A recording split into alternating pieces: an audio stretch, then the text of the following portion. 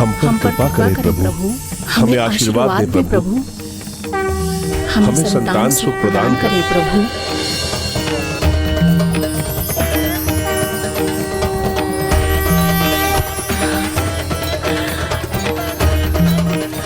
स्वामी, हमें हरियाणा ने आशीर्वाद दे दिया है प्रिय।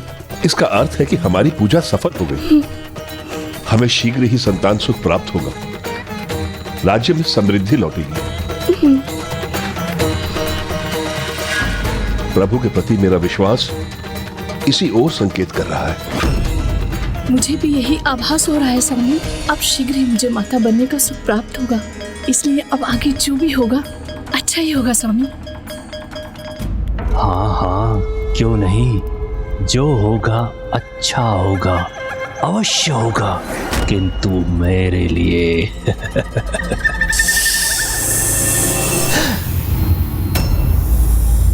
मंत्री जी,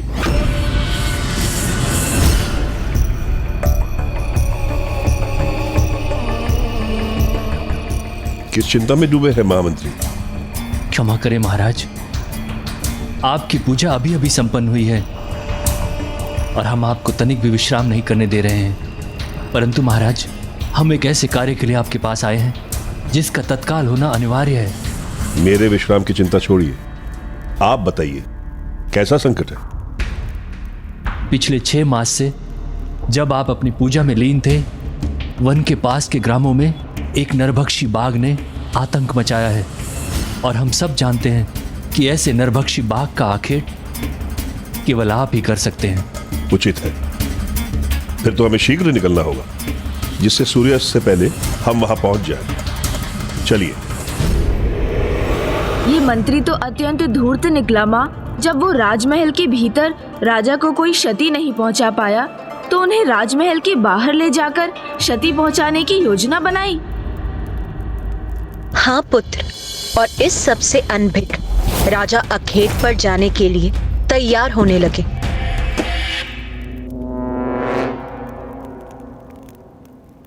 महाराज, ये हरिहरा के आशीर्वाद रूपी पुष्प को आप अपने साथ रखें, ये आपको सुरक्षित रखेगा।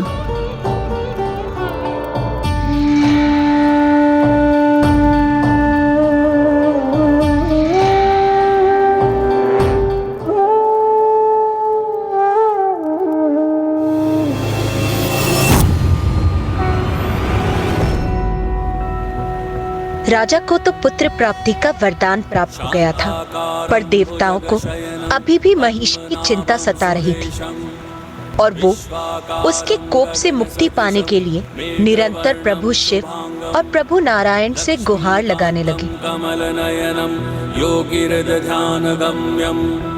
वंदे विष्णुं भवभयहरं सर्वलोकैकनाथम्।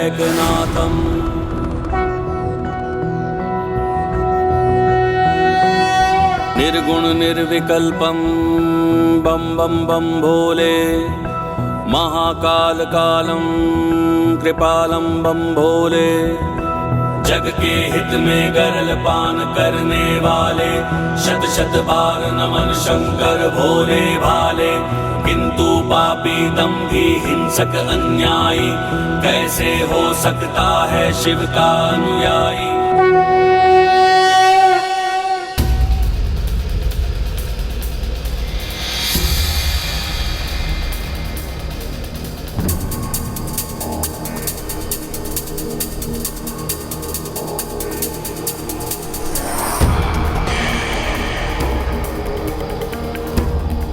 महाराज, महाराज, आखेट के लिए ये अंधकार का समय उचित नहीं लग रहा है।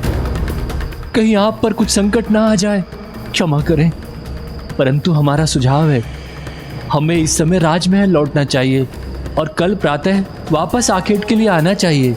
नहीं महामंत्री, अब कोई भी नरभक्षी हमारे राज्य के किसी भी निर्दोष के प्राण नहीं लेगा।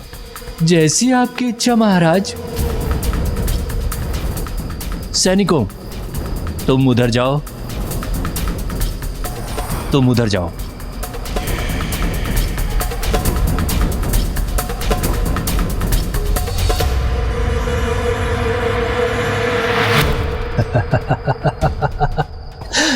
महाराज, फंस गए ना मेरे जाल में।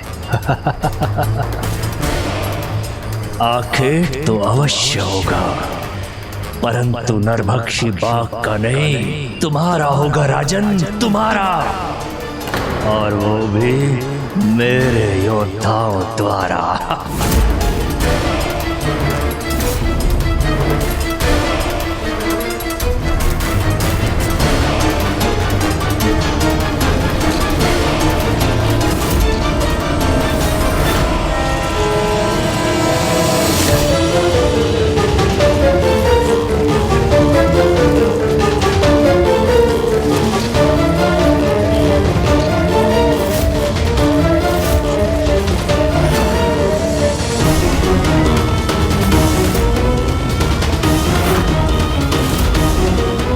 महाराज, महाराज, क्षमा करें महाराज, सूचना के अनुसार वो नरभक्षी बाघ अधिकतर पूर्व की दिशा में दिखाई देता है। इस ओर महाराज।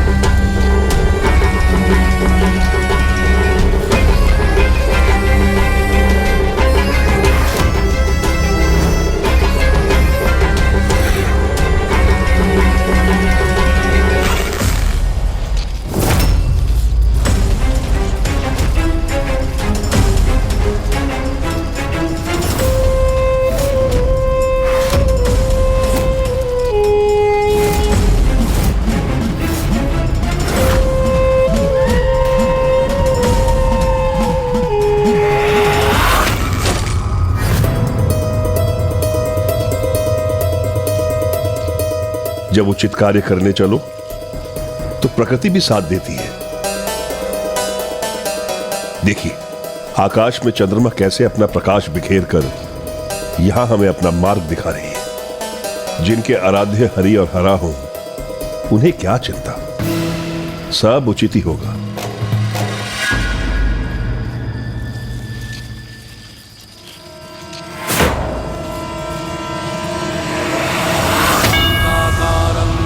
शयनं पद्मनाभं सुरेशं विश्वाकारं गगनसदृशं मेघवर्णं शुभांगं, जग के हित में गरल पान करने वाले, शत शत बार नमन शंकर भोले भाले।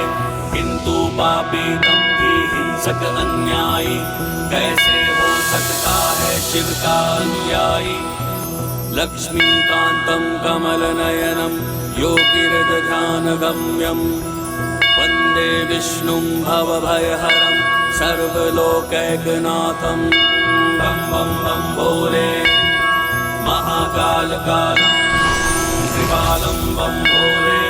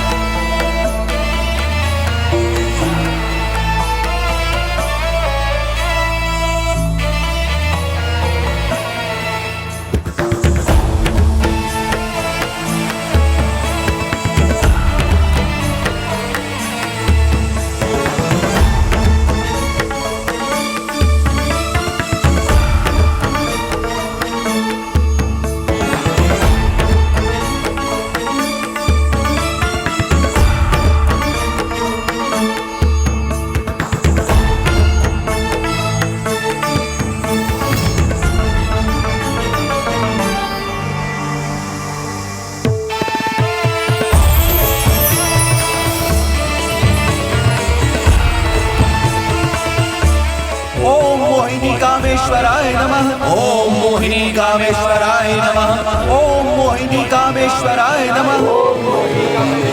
कामेश्वराय नमः। ओम मोहिनी कामेश्वराय नमः। चंद्रमा का अभूतपूर्व सौंदर्य और तेज देखकर मुझे लग रहा है कि निश्चित ही वहां कुछ अत्यंत दिव्य घटित हो रहा है।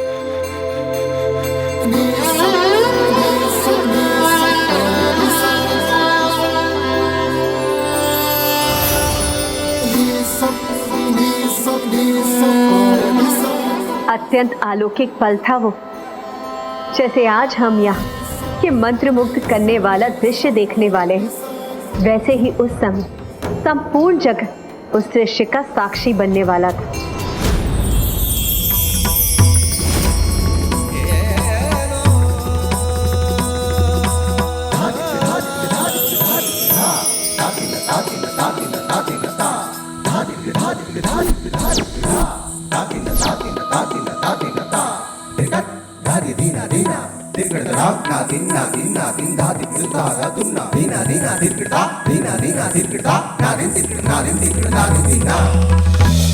अति सुंदर।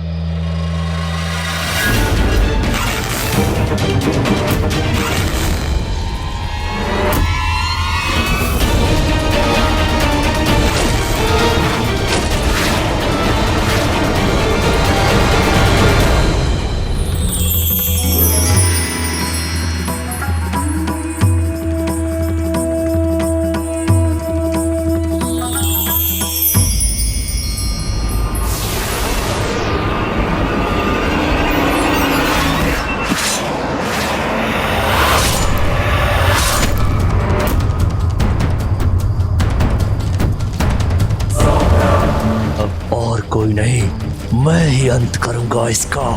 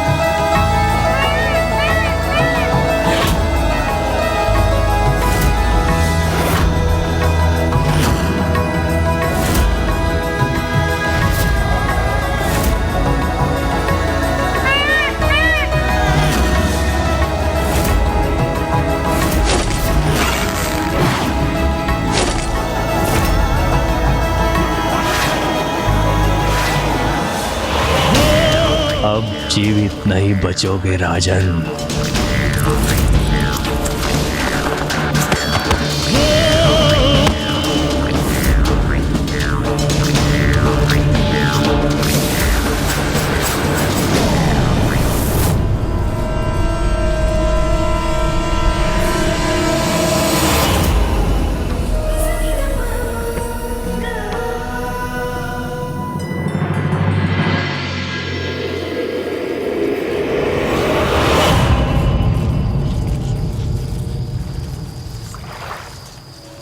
कितना सुंदर जलाशय है।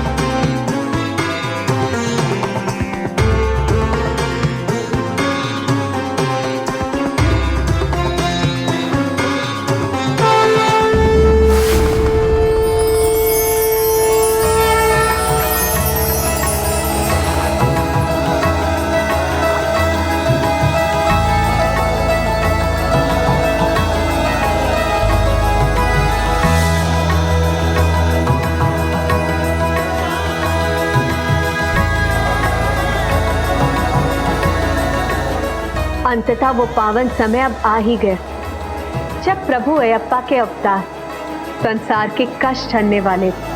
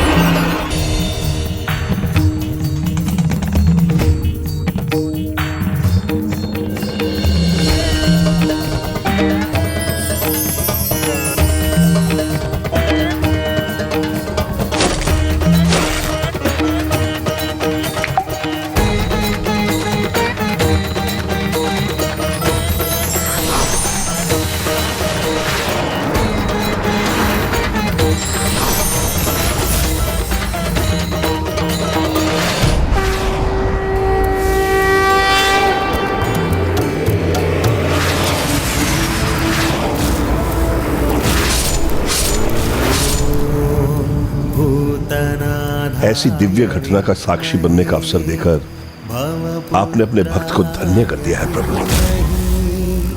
तन्नो शास्ता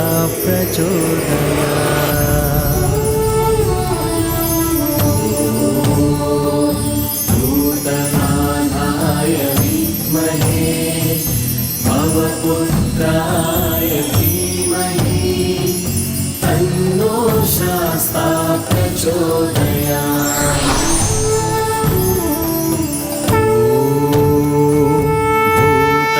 भूतनाथाय विद्महे भवपुत्राय धीमहि तन्नो शास्ता प्रचोदयात्।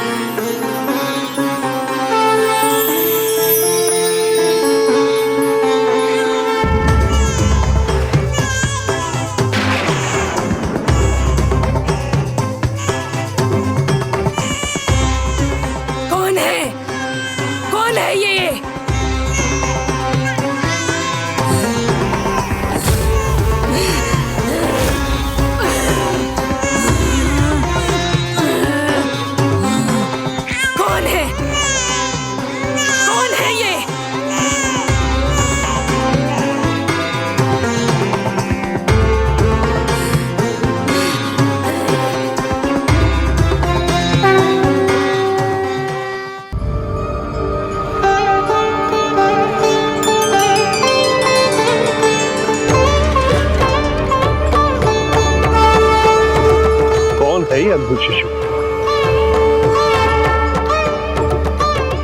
कितनी मनमोहक है इसकी छवि, जिसे देखकर मेरे हृदय में इसके लिए स्नेह उमड़ पड़ा है।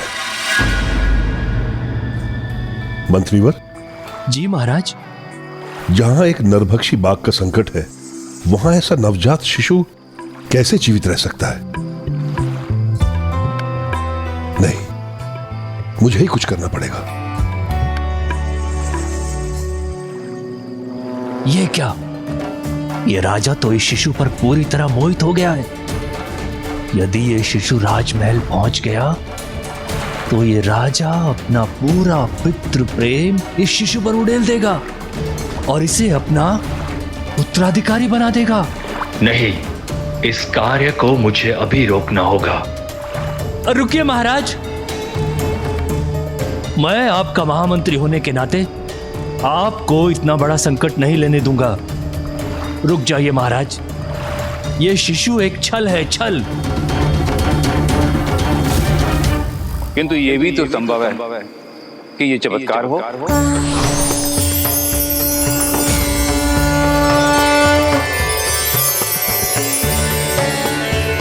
कौन है ये दिव्य ऋषि और कैसा अद्भुत रूप है इनका।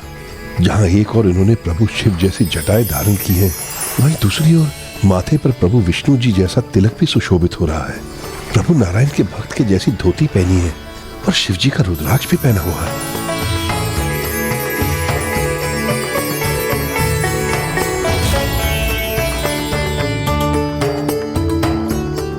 महाराज, महाराज, सब और माया ही माया है। पहले ये मायावी शिशु और अब ये ऋषि। अवश्य ही हमारे किसी शत्रु का षड्यंत्र है ये महाराज। किंतु ये भगवान की लीला भी हो सकती है। महाराज, इसे पहले कभी नहीं देखा और ना ही इसका कोई परिचय हमें मिला है। ऐसे ऋषि के सुझाव पर आगे मत बढ़िए महाराज। ये शिशु मायावी भी हो सकता है। किंतु यह शिशु ईश्वर का स्वरूप भी हो सकता है। तो फिर राजा ने क्या किया माँ? उन्होंने ऋषि की बात सुनी या मंत्री की बात मानी?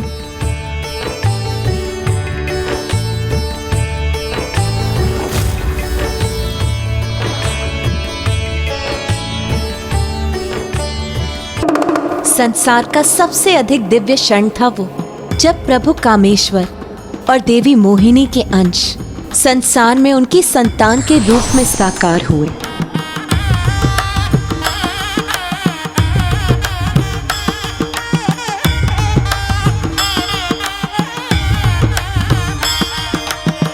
क्या हुआ पुत्र गणेश? अब तुम किस विचार में मग्न हो? माँ, आपका असीम प्रेम जो प्रभु अयप्पा के प्रति है, उसे जानकर मग्न हो रहा हूँ। वो प्रभु अयप्पा जो आपकी नहीं, महादेव और देवी मोहिनी जो भले ही किसी की भी नारी स्वरूप हो, उनकी संतान है। जगत कल्याण में निजी स्वार्थ का कोई स्थान नहीं होता, किंतु ये परिस्थिति भिन्न से भी भिन्न है, क्योंकि मेरी और नारायण की उत्पत्ति एक ही स्रोत से हुई है, एवं जिस दिव्य पुंज से हमारी उत्पत्ति हुई है, नारायण उसके पुरुष स्वरूप है और मैं उसकी नारी स्वरूप हूँ। तो फिर राजा ने क्या किया माँ? उन्होंने ऋषि की बात सुनी या मंत्री की बात मानी? महाराज, ऐसे ऋषि के सुझाव पर आगे मत बढ़िए महाराज।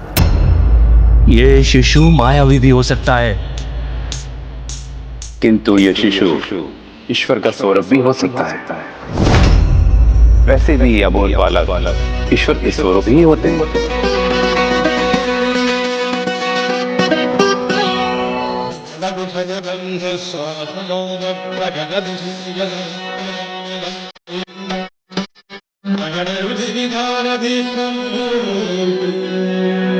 महाराज, महाराज, ये कहीं हमारी मूर्खता न प्रमाणित हो जाए। ये तुम्हारी बुद्धिमानी भी तो प्रमाणित हो सकती है। राजन, आपका अंतर्मन भक्ति भाव से ओतप्रोत है और इसका मुझे आभास हो रहा है। ये शिशु आपकी भक्ति का ही प्रसाद है, क्योंकि ईश्वर ने एक सच्चे भक्त को इसका पालनहार समझकर आशीर्वाद के रूप में भेजा है। इस शिशु को अपनी गोद में उठाकर अपनाइए इसे और इसके पालनकर्ता बनिए।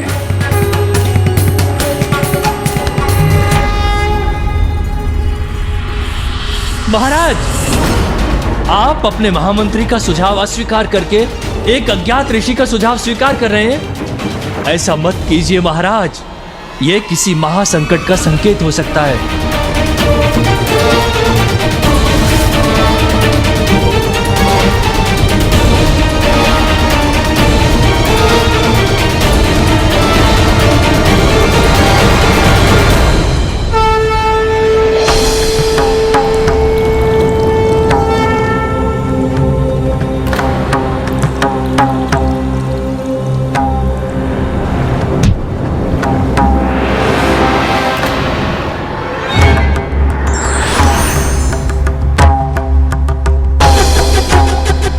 महाराज, मैंने आपको पहले ही सावधान किया था कि ये एक माया जाल है। देखिए, वो ऋषि भी अदृश्य हो गए हैं।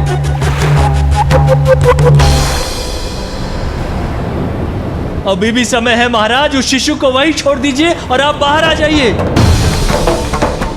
यदि ये बालक महाराज के साथ राजमहल आ गया तो मेरे राजा बनने के मार्ग का अवरोध सिद्ध होगा।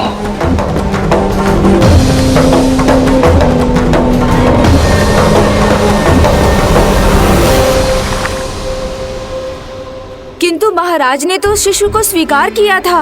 ये तो अच्छा कार्य था माँ, फिर वो डूब क्यों रहे थे? व्यक्ति जब जब सच्ची भक्ति के भाव में डूब जाता है तो वो सौभाग्य का भागी बन जाता है। उसका विवेक उचित समय पर उचित कार्य कर जाता है और वही राजा राजशेखर के साथ भी हुआ। वो अपने महामंत्री की बात ना मानकर स्वयं अपनी ही रक्षा कर रहे थे। महाराज छोड़ दीजिए उस शिशु को वहीं और आप बाहर आ जाइए इस जलाशय से।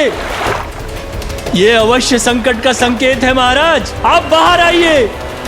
इसका त्याग कीजिए महाराज, हठ मत कीजिए, जलाशय से बाहर आइए। किंतु ये भी तो संभव है कि ये चमत्कार हो। अवश्य वही है ये, मेरे प्रभु हरिहरा का आशीर्वाद और मुझ पर छाया संकट मात्र मेरी परीक्षा है। ओम हरि हरेश्वराय नमः। भक्ति का एक ऐसा दंड दिया है प्रभु राजा राजशेखर को।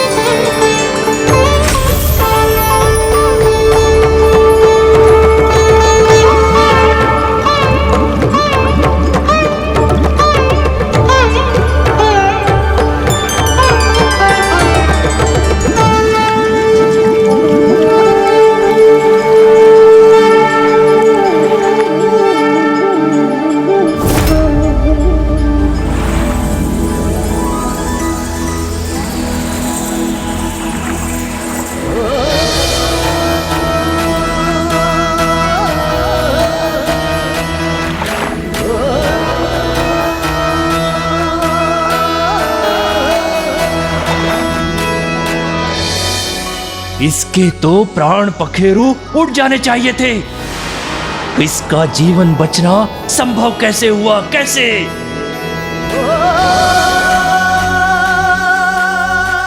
जहाँ सच्ची भक्ति है वहाँ सब कुछ संभव।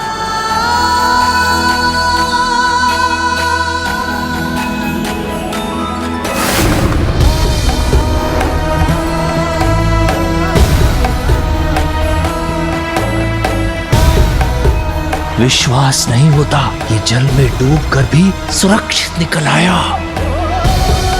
महाराज, महाराज आप सुरक्षित हैं?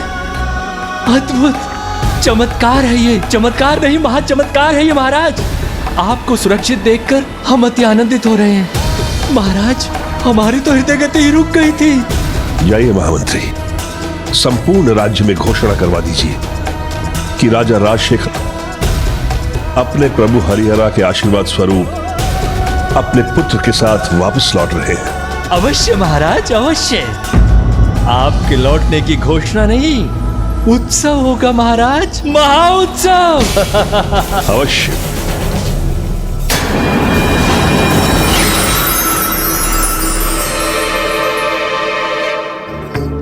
मेरे पुत्र, आशा है मेरी पत्नी तुम्हारी मां भी तुम्हें उतना ही स्नेह से स्वीकार करेंगी जैसे मैंने किया है।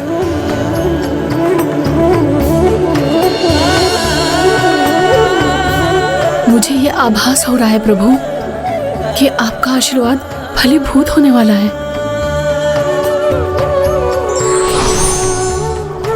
जिस प्रकार बेल के पत्ते को 3 पत्तियां मिलकर संपूर्णता प्रदान करती हैं, उसी प्रकार कोई तीसरा आकर हमें भी पूर्णता प्रदान करने वाला है।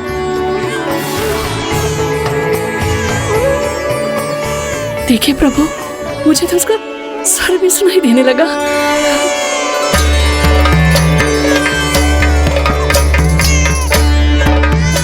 मेरा पुत्र मेरे सामने नहीं, किंतु मुझे ऐसा क्यों लग रहा है कि जैसे आप हमारी मनोकामना पूर्ण कर चुके प्रभु।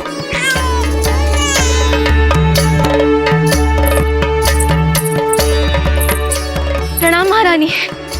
महारानी बाहर महाराज वो हरिहरा, हरिहरा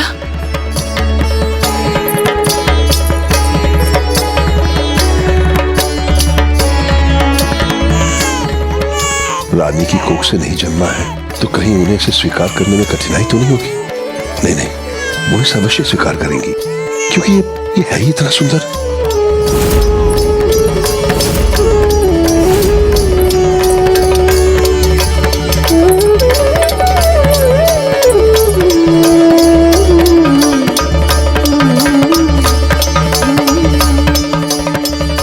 प्रभु हरिहरा ने हमें आशीष दे दिया है।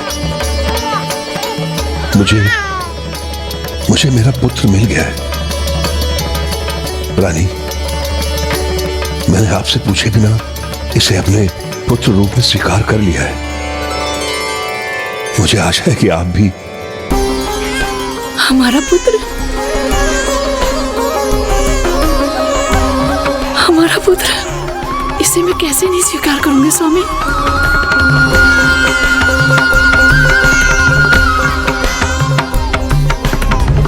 जैसे कोई भी शिशु अपनी माँ के आंचल के छांव में स्वयं को सुरक्षित और आनंदित अनुभव करता है, उसी प्रकार इस नन्हे शिशु ने रानी के आंचल में अपार सुख अनुभव करते हुए रोना बंद कर दिया। किंतु उसके रुदन का स्वर किसी अन्य को विचलित कर रहा था, और वो कोई और नहीं, राक्षसी महिषी थी। किसका रुदन है ये?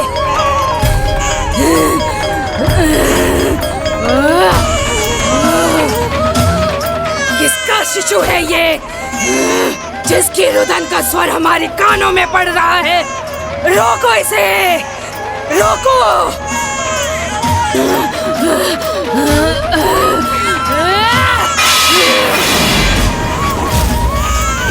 मेरा आदेश नहीं सुना किसी ने? रोको उसे! हमने कहा रोको इसे!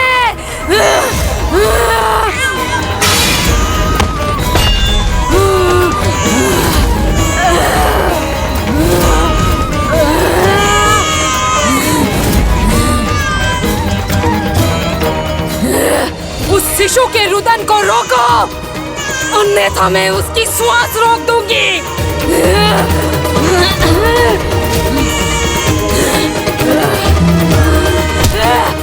हमने कहा रोको उसे।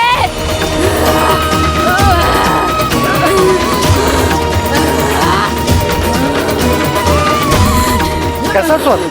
किसका रुदन महारानी महिषी? क्या रोकने का आदेश दे रही हैं?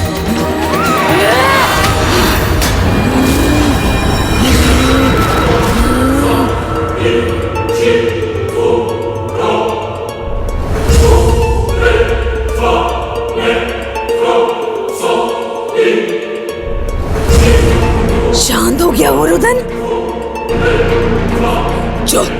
जो रुदन मुझे सुनाई दे रहा था, क्या उसे किसी ने नहीं सुना?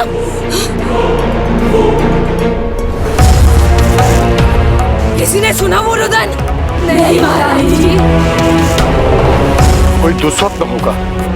नहीं, ये देवताओं का कोई छल था। नहीं महारानी, वो अभी भी विलंब नहीं हुआ। इन देवताओं को बंदी बना लेना चाहिए, तब रुकेगा उनका ये छल। उचित है तुम्हारा सुझाव विकट। अब देवता मेरे बंदी होंगे। जीवन में विभिन्न स्थितियों में अनेक सुझाव मिलेंगे जो न सदा अच्छे होंगे न बुरे। व्यक्ति को स्वयं अपने विवेक, कौशल, अंतर्ज्ञान का प्रयोग करते हुए ये निर्णय लेना चाहिए कि कौन सा सुझाव उसके लिए उपयुक्त है और कौन सा नहीं। जैसे महाराजा राजशेखर ने अपने अंतर्ज्ञान पर विश्वास कर मंत्री के स्थान पर ऋषि का परामर्श स्वीकार किया, जिसके परिणाम स्वरूप उन्हें दिव्य संतान प्राप्त हुई। किंतु जब व्यक्ति विवेक खोकर अनुचित सुझाव स्वीकार करता है तो उसका परिणाम भी बुरा होता है। जैसे महिषी ने विकराल के उचित सुझाव को ना स्वीकार कर विकट के अनुचित सुझाव को स्वीकार कर अपने विनाश का मार्ग खोल लिया। तो क्या माँ वो नन्हा शिशु उस विशालकाय और भयंकर राक्षसी का सामना करने जा रहा था? अभी नहीं। भगवान तो तब तक किसी को दंड नहीं देते जब तक उसके पाप की गागर भर नहीं जाती। और महिषी तो अपने पाप की गागर भरने के लिए तत्पर थी। एक ओर तो वो देवताओं को बंदी बनाने की योजना बना रही थी और दूसरी ओर देवता इस सभी से अनभिज्ञ प्रभु अयप्पा के नामकरण समारोह में जाने की तैयारी कर रहे थे। हमारे रक्षक का जन्म हो चुका है और आज उनका नामकरण भी। मेरे विचार से हम सभी को इस पावन और अद्भुत अवसर का भाग बनना चाहिए। किंतु कैसे देवराज, हम देवता इसमें कैसे भाग ले सकते हैं?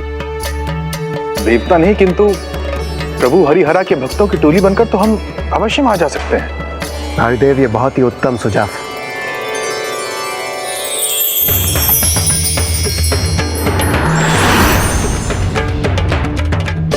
हरिहरा बोलो हरिहरा, हरिहरा बोलो हरिहरा, हरिहरा बोलो हरिहरा, हरिहरा बोलो हरिहरा, हरिहरा बोलो हरिहरा, हरिहरा बोलो हरिहरा, हरिहरा बोलो हरिहरा, हरिहरा। मेरे पुत्र पर किसी की कुदृष्टि नहीं पड़नी चाहिए। देवी जाइए, अब आप भी तैयार हो जाइए। दया कीजिए इस पिता पर, कुछ क्षणों के लिए अपनी गोद से इसे हमारे पास भी आने दीजिए। जी लाइए।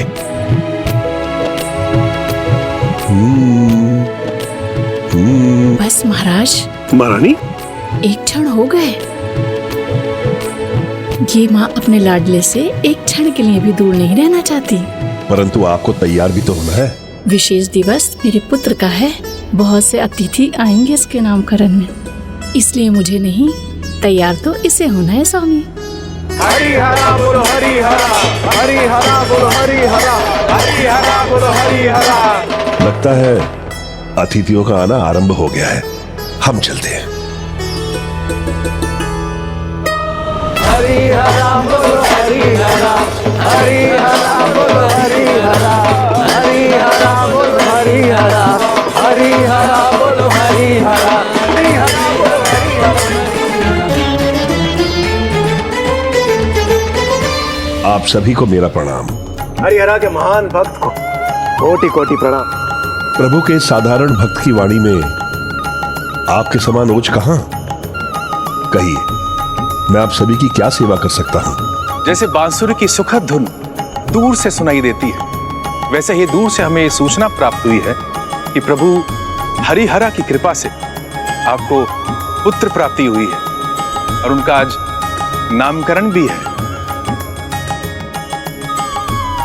जो कि स्वयं प्रभु के आशीष के समान है। हम उस शिशु के दर्शनों के इच्छुक हैं। हे राजन, हमें भी इस समारोह में सम्मिलित होने की आज्ञा प्रदान कर कृतार्थ कीजिए। कृपा कर हमें उनके दर्शन प्राप्त करने की अनुमति दीजिए। अवश्य। आप सभी हरिहरा भक्तों का स्वागत है, आइए। हरिहरा बोलो हरिहरा,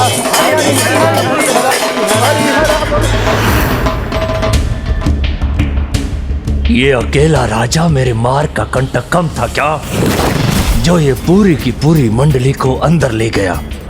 अगर यही परिस्थिति बनी रहे तो शीघ्र अतिशीघ्र ये पूरा राजभवन मंदिर में परिवर्तित हो जाएगा। नहीं नहीं, मुझे इसी नामकरण में इस राजा और इसके पुत्र का अंत करने का अवसर ढूंढना होगा। पर कैसे? कैसे महामंत्री, कैसे?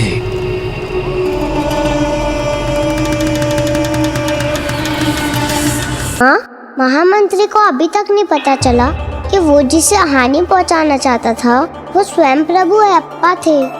हाँ माँ, मंत्री तो स्वयं उस दिव्य घटना का साक्षी बना था जब प्रभु ने राजा राजशेखर को आशीष दिया था। फिर भी वो प्रभु की दिव्यता क्यों नहीं देख पा रहा था? व्यक्ति का चरित्र उसकी दृष्टि ही बदल देता है पुत्र।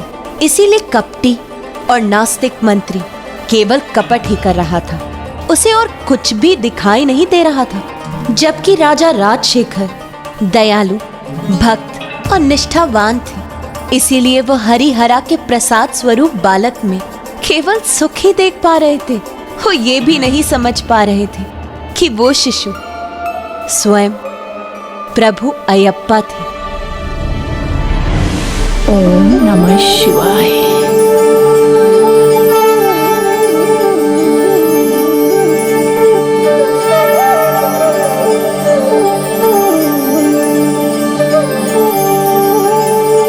ओम हरि हरीश्वराय नमः।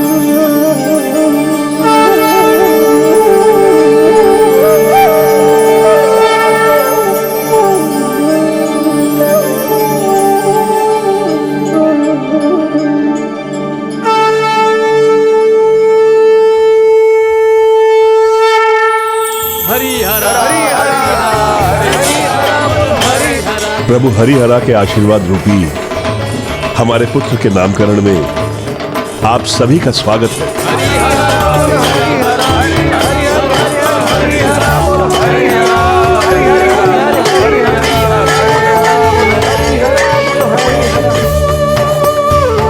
प्रणाम राजगुरु। प्रणाम। अब आपसे विनती है, हमारे पुत्र का नाम सुझाने की कृपा करें। अवश्य।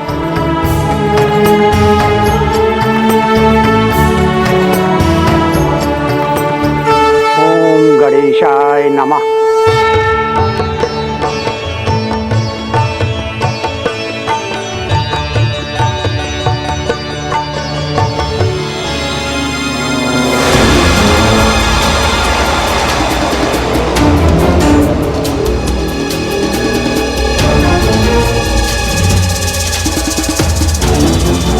इस बार ऐसा उपाय किया है मैंने कि संसार की कोई भी शक्ति इनकी रक्षा नहीं कर पाएगी।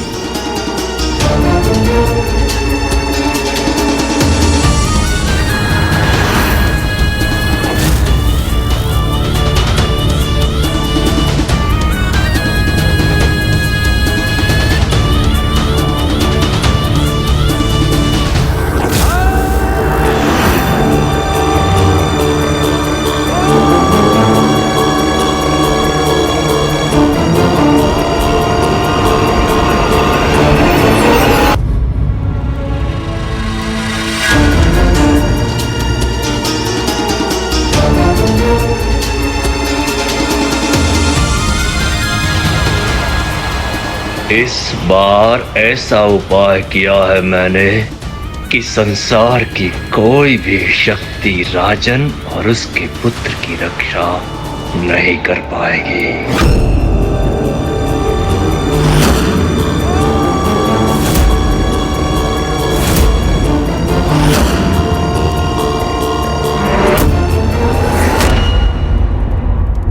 पंचांग और ग्रह नक्षत्रों के अनुसार हमारे नन्हे राजकुमार का नाम माँ अक्षर से आरंभ होना चाहिए। हरिहरा हरिहरा हरिहरा हरिहरा हरिहरा।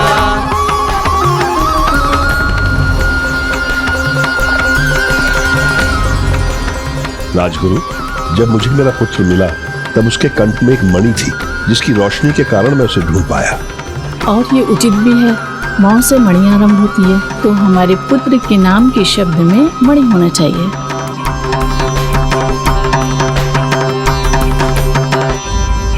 मणिकंठा मणिकंठा मणिकंठा मणिकंठा मणिकंठा मणिकंठा।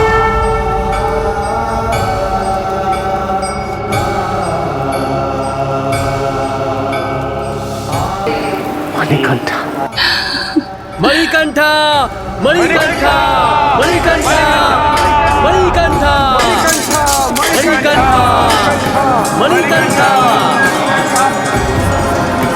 इस समय तो इसे मेरे पास आने दीजिए।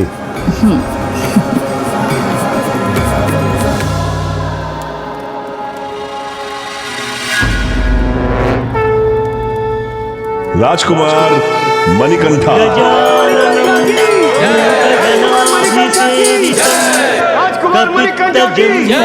फलसार भक्षितम् उमासुतं शोक विनाशकारणं विघ्नेश्वर पादपङ्कजम्। राजकुमार मणिकंठा की राजकुमार मणिकंठा की राजकुमार मणिकंठा की। महामंत्री,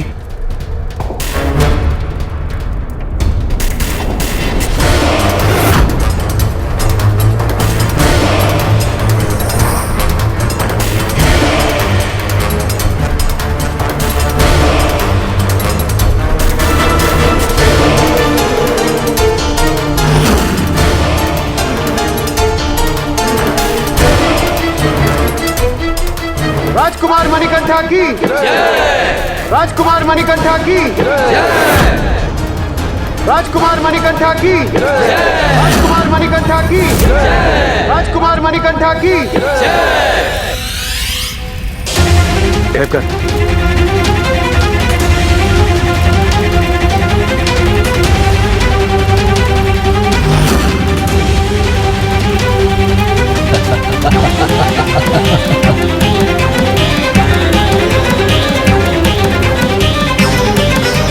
देवकर ये मंत्री बहुत बड़ा षड्यंत्र रच रहा है। ये राजा और उनके शिशु के साथ सभी का अंत कर देना चाहता है।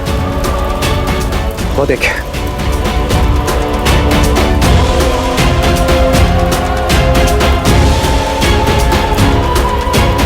हम प्रभु मणिकंठा के नामकरण के अवसर पर किसी भी प्रकार का विघ्न होते हुए नहीं देख सकते।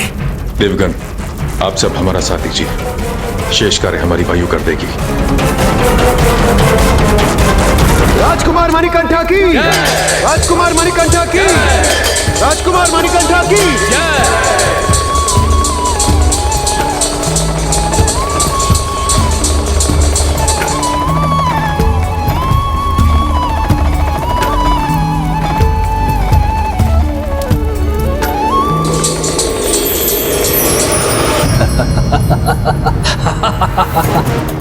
अब शीघ्र अति शीघ्र अग्नि की लपटों से भीतर भगदड़ मच जाएगी और ये जयकारे चित्कारों में परिवर्तित हो जाएंगे, चित्कारों में। और उसके पश्चात ये राज और ये सिंहासन सब मेरा होगा, मेरा।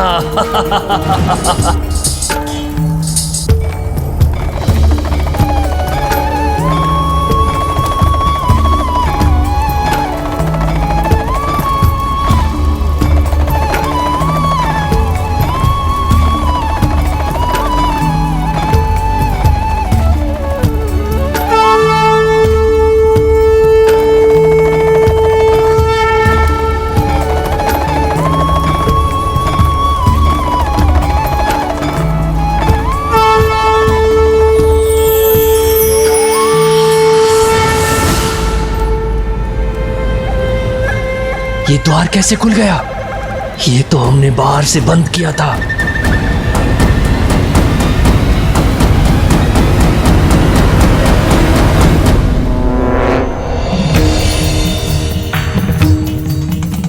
और ये सब इतने शांत कैसे हैं? राजकुमार मणिकंठा की राजकुमार मणिकंठा की राजकुमार मणिकंठा की राजकुमार मणिकंठा की राजकुमार मणिकंठा की राजकुमार मणिकंठा की।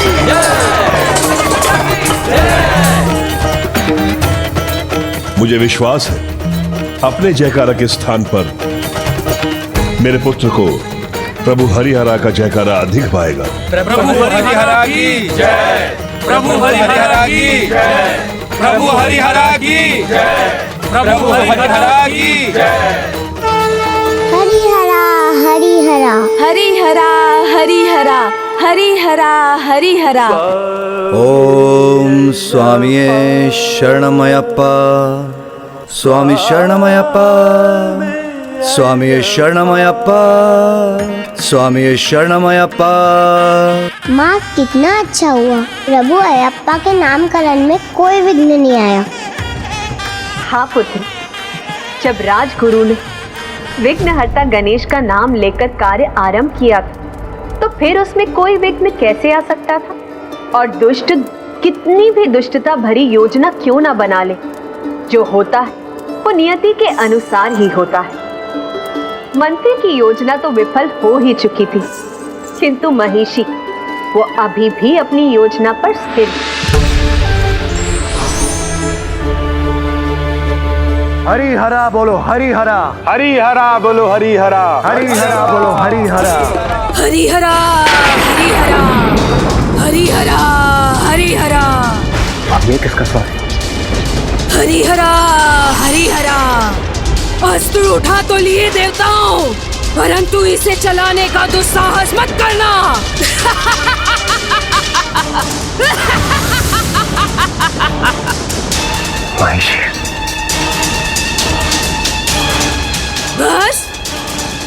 मेरी एक ही गर्जना से तुम्हारा साहस चूक गया देवताओं। अब मुख बने क्यों खड़े हो? बोलो देवताओं, क्या योजना बना रहे हो मेरे विरुद्ध? और ये भेष क्यों धारण किया था? और कौन है वो शिशु जिसके रुदन से मुझे विचलित कर रहे हो तुम? और कौन है ये हरिहरा?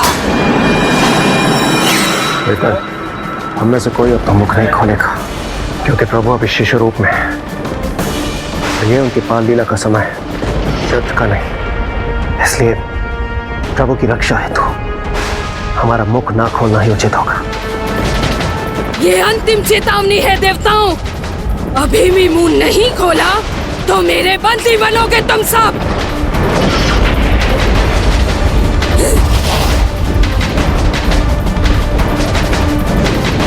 बोलो, बंदी बनना चाहते हो या अपना बंद मुख खोलना चाहते हो? नहीं बोलोगे तो सावधान।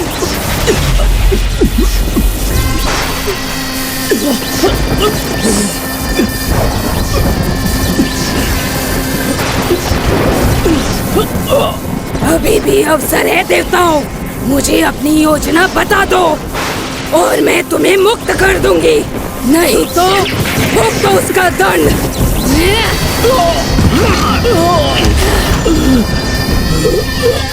शनिदेव!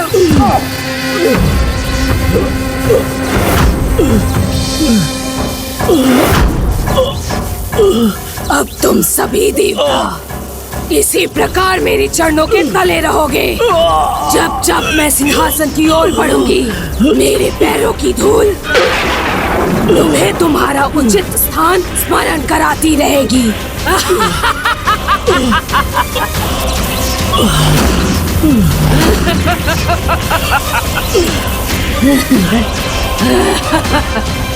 जब तक तुम सब मुझे अपनी योजना नहीं बताओगे, ऐसा ही होगा तुम्हारे साथ।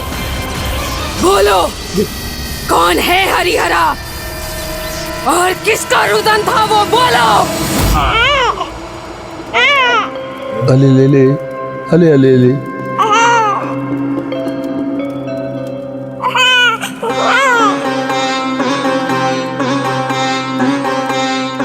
देखा महाराज, मेरा पुत्र भी अपनी माँ से एक क्षण के लिए दूर नहीं होना चाहता।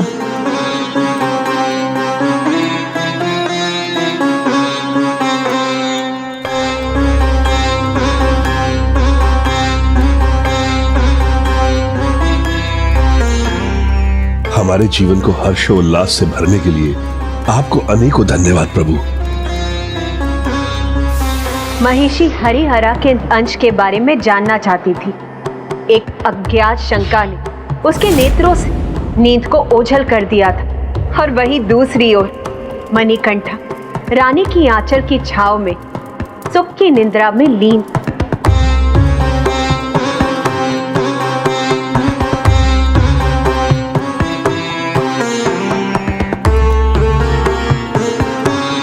अब बहुत देर हो गई है, तुम्हारे भी सोने का समय हो गया। किंतु माता, अभी तो। चिंता मत करो पुत्र, शेष कथा मैं कल सुनाऊं। आओ पुत्री।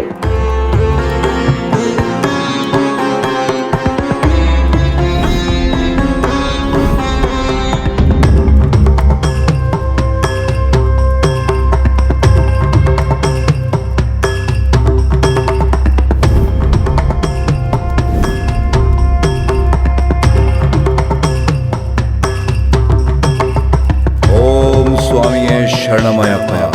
ओम स्वामी शरणमयप्पा। ओम स्वामी शरणमयप्पा। ओम स्वामी शरणमयप्पा। मेरी जिज्ञासा मुझे सोने नहीं देगी। ओम स्वामी शरणमयप्पा। ओम स्वामी शरणमयप्पा। रश्मि सो रही है, इसे यही रहने देता हूँ। ओम स्वामी शरणमयप्पा। ओम स्वामी शरणमयप्पा। ओम स्वामी शरणमयप्पा। ओम स्वामी शरणमयप्पा। ओम स्वामी शरणमयप्पा। ओम स्वामी शरणमयप्पा। ओम स्वामी शरणमयप्पा ओम स्वामी शरणमयप्पा ओम स्वामी शरणमयप्पा ओम स्वामी शरणमयप्पा ओम स्वामी शरणमयप्पा ओम स्वामी शरणमयप्पा ओम स्वामी शरणमयप्पा।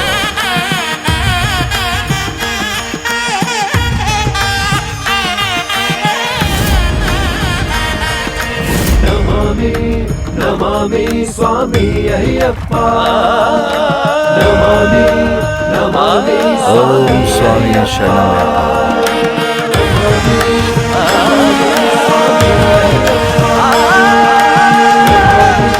पिताश्री कितनी निष्ठा से ये कठिन व्रत कर रहे हैं। हाँ पुत्र, ये व्रत जितना कठिन है उतना ही महत्वपूर्ण और फलदायक भी है, जिसका पूर्ण ज्ञान तुम्हें कथा का अंत सुनकर ही होगा पुत्र। प्रणाम माँ।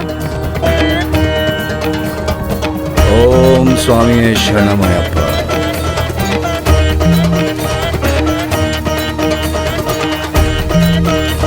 तुम्हें बताइए ना आगे क्या हुआ। फिर वो शिशु थोड़ा बड़ा हुआ और एक बुद्धिमान और सुंदर बालक बनने लगा।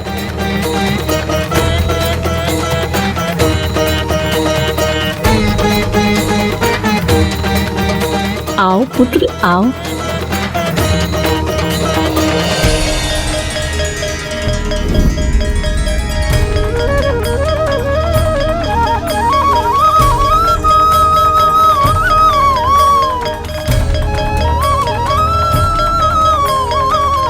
ओम हरि हरीश्वराय नमः। ओम हरि हरीश्वराय नमः। ओम हरि हरीश्वराय नमः। ओम हरि हरीश्वराय नमः। ओम हरि हरीश्वराय नमः। ओम हरि हरीश्वराय नमः। ओम हरि हरीश्वराय नमः। ओम हरि हरीश्वराय नमः।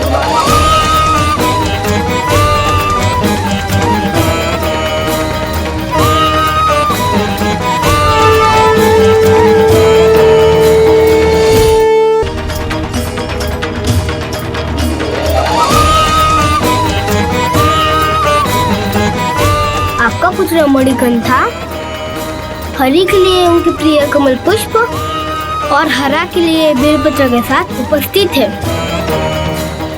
ओम हरि हरीश्वराय नमः। ओम हरि हरीश्वराय नमः।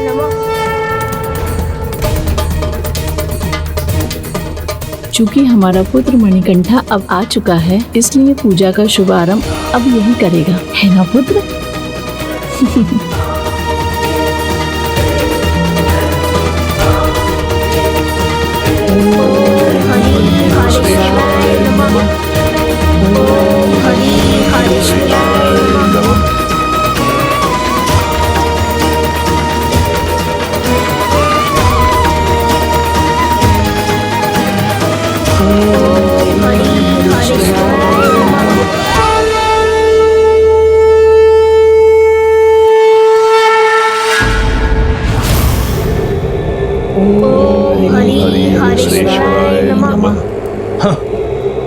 सिंहासन पाना इतना आसान नहीं है महामंत्री।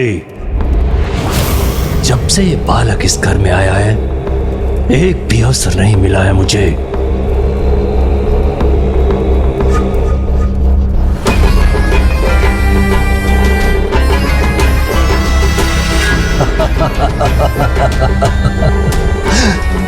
पहले इस बालक को यहां से दूर करना होगा,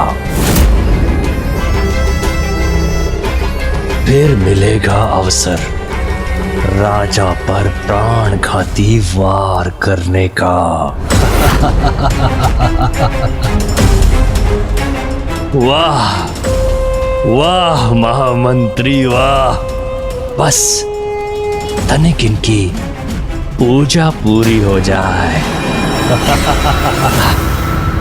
ओम हरि हरीश्वराय नमः।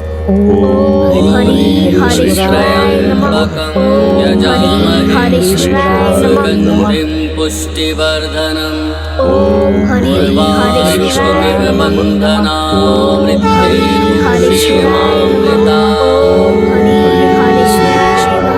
नारायणाय सुरमंडन मंडनाय नारायणाय सकल स्थिति कारणाय नारायणाय भवभीति निवारणाय नारायणाय प्रभवाय नमो नमस्ते।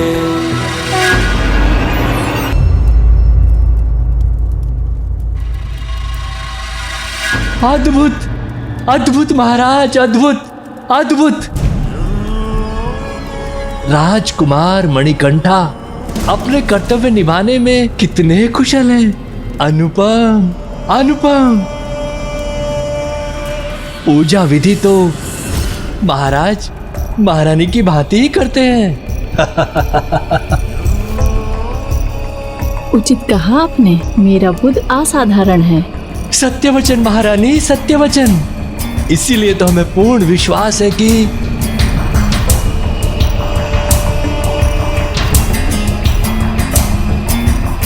कहिए महामंत्री जी। हमें पूर्ण विश्वास है कि राजकुमार अब शिक्षा दीक्षा के लिए गुरुकुल के लिए प्रस्थान कर सकते हैं महाराज।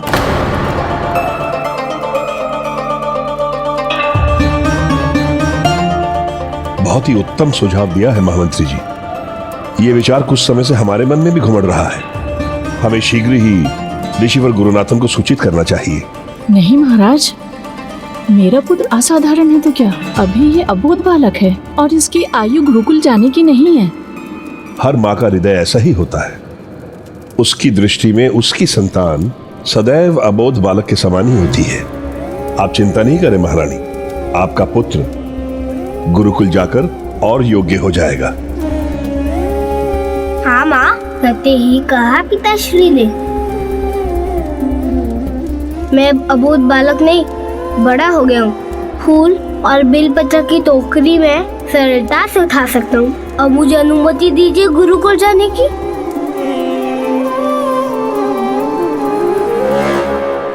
सत्य कह रहे हैं राजकुमार मणिकंठा। नहीं पुत्र, अनुमति कैसे दे दूं पुत्र। एक माँ का हृदय एक माँ ही समझ सकती है।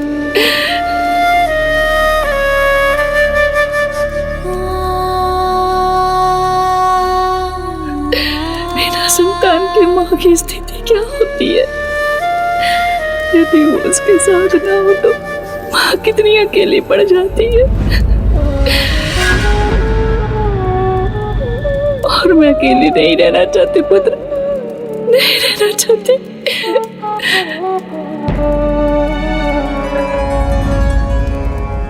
नहीं माँ, अब कदापि अकेले नहीं पड़ेंगी, क्योंकि शीघ्र मेरा भ्राता जो आने वाला है। भ्राता उत्पुनाम्यच्छिद्रेण पवित्रेण सूर्यस्य रश्मिभिः।